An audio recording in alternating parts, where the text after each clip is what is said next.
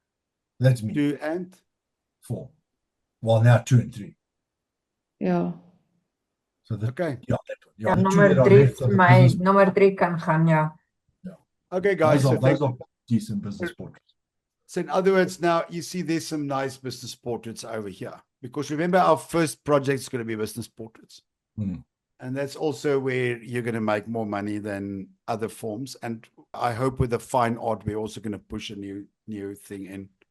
Hmm. But there you guys go. Thank you, guys. So this one should go now. Am I right? Yep. Ja, definitief. It's a lekker shot, no? No, it is, it's a great shot, but it doesn't Oh, quite fit. It doesn't fit the series. Okay. Ja, nee, like baie feminine. Wow.